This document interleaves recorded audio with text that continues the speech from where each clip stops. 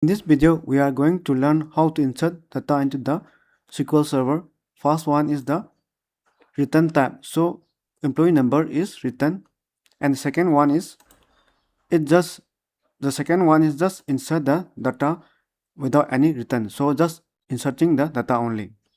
Let's start. Select the project, right click, then click on add, then new item, and select this web form, and I will change its name to insert data, then click on add. Now click on the design tab and select this table and click on insert table, and number of rows 7 and number of columns 3, and click on OK. Drag and drop one level and select this level and type F4 and change its text to name. In the same way, let's drag and drop one text box and select this text box and expand its size and type F4. Now let's learn some naming convention. txt name. txt means in small letter means tool name, tool text box, and name is the field name. And if you want the number of character to be type only 50, then type in the max length 50. I have already designed the web form to save time, so select this department text box and type F4.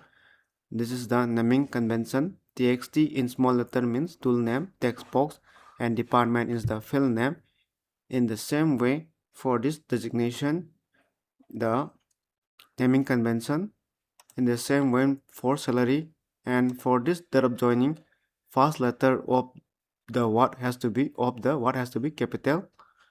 In the same way for level, I have typed here LBL display to display some information in this level. In this date of joining, we have to display one calendar, so select this text box and click on source and type here text mode text mode equal to date. This will display date in this text box. I have expanded this area. In this text box, we have to add this one. Now let's run whether this works or not. So it works, so select on this, so it display a calendar. I have added another button. In this button, I am going to write insert SQL query, no return type. In this button, I am going to write SQL query insert return type. Now let's see the naming convention. btn is the tool name and save. Log into your SQL Server database to create a new database. So select this database, right click, then click on new database. In the database name, I will type here employee DB. Capital D, capital B is the naming convention for database. By default, it is saved in C drive, which is not saved, so I will change the location. So click on this 3 dots and I will save in E drive in the database folder and click on OK. In the same way, I will click on this 3 dots and select this database and click on OK, then OK. It will create the database employee DB. Now let's create one table. So select table, right click, then click on new, then table, and in the column name I will type here employee number and set this data type to integer and set this column as primary key. Primary key means unique and not null. Unique means no duplicacy. Not null means something has to be entered in this column. To prevent duplicacy, let's set some setting in this column name. So select the column name and find this identity specification and expand it and change this is identity to yes. Then it will automatically increment the number by 1. If you want the number to start from 100, let's simply type here 100. So I will start the number from 1. So I will type here 1. Next field column name is name and n worker. If data type is n worker, we can insert here English, Chinese, Japanese or any other language. In the same way, I have created the table to save time. In the department, I choose data type worker to insert only plain English. In the same way, designation worker, and in salary, I choose here decimal, not money, because for the precision of calculation of arithmetic operation like interest, etc. Instead of joining, I choose here that. So to insert that, and I will type Control S to save the table, and my table name is employee details, and click on OK. This will create the table. Now refresh the database. So the table employee detail is created. Now let's try to connect the database. So double click on this web.config file, and just after this configuration tag, I will add another tag, that is connection string, and within this connection string I will add this tag. In this name I will give here db connection string. You can give any name of your choice. Now click on view, then server explorer, and select this data connection, right click, then click on add connection. If you are using free version, that is SQL Express, then type here ./SQL Express and select this authentication to Windows authentication and encryption to optional, and select database from this drop down. If your server has an IP address, then type the IP address of the server here and provide the authentication to SQL Server authentication, and provide the username and password of your SQL Server, and encryption to optional, and select the database from the drop down. Right now I am using standard version, so I will click on the drop down and select my server name and provide my username and password of my SQL Server. And in this encryption there are two options, mandatory and optional. If you select mandatory, then the server must have TLC certificate, and if you select this optional, if the server has TLC certificate, then encryption will be happen and connection will be performed by encryption. And if the server doesn't have any TLC certificate, also connection will be performed, but encryption will not be performed. So choose optional and click on this drop down and select my database. My database is employee DB, and click on test connection, then OK, then click on OK, and click on this connection, database connection, and type F4 and click on this, and Control A, Control C, copy this connection string and paste it over here.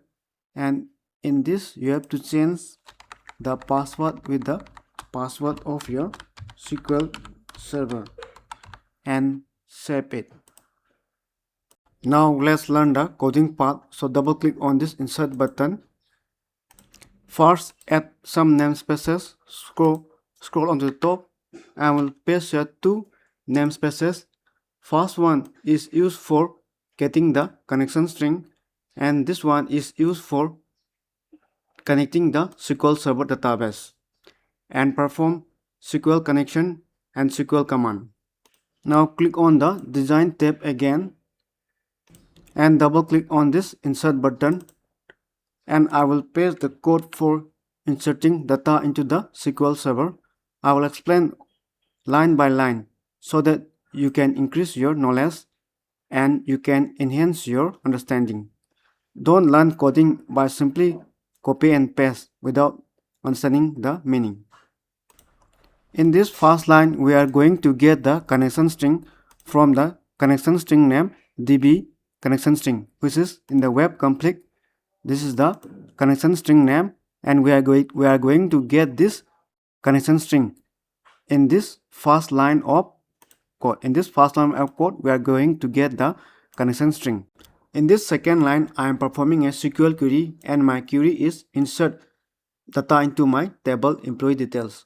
So let's see my table. My table is employee details. So I have used here @. So it is useful when my query is long and my query is insert into my table employee detail and name department. These are the attributes of my table.